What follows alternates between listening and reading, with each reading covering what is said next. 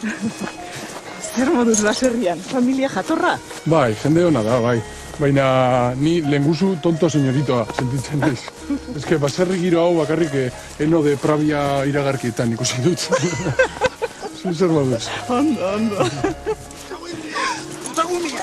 Baite zuen, aldeta zuen zuen herrira! Zarri hori, alde etxetik, me cago en la hostia, puta! Ze hosteite zuen, cabro izerreke! Ei, alde! Hombre! Anguneko ikasia! Launa txok! Haunak? Bai, pasagarroa.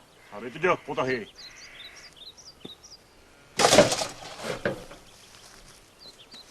Torre! Acercaos! Que tan malo tampoco es. Agarroa.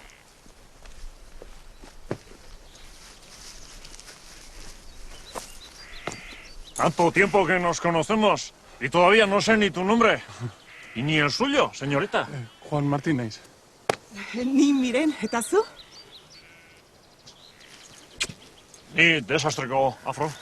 Desastreko afro? Gure atxazana soriakoa zen.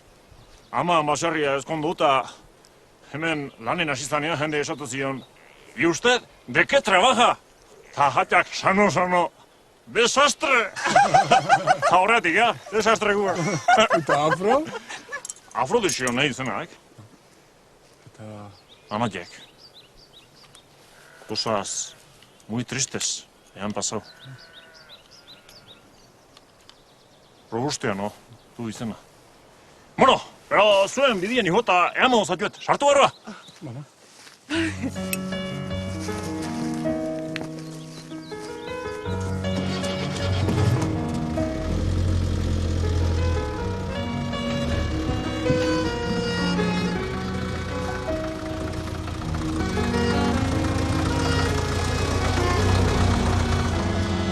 Miren bere baserrian utzi eta mintza praktika egiten jarraitu. Ariak talkago lehiu ez du nian, zigiatu, eta potrokin ar hautsaiteiu. Geo, neska txikienien saltzeko hauen prezio, por cierto. Ez dut hostiarik ulertzen. Hacemos polvos que vienen estupendamente para echar polvos y los vendemos en el puticlub. ¡Ah, madre de Dios!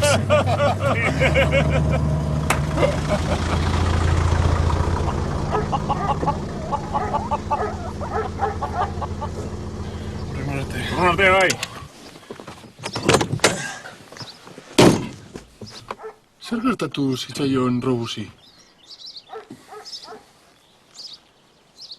Zein da, gizonan galbidea. Albidea? Perdición. Emakumeak? Ahí está.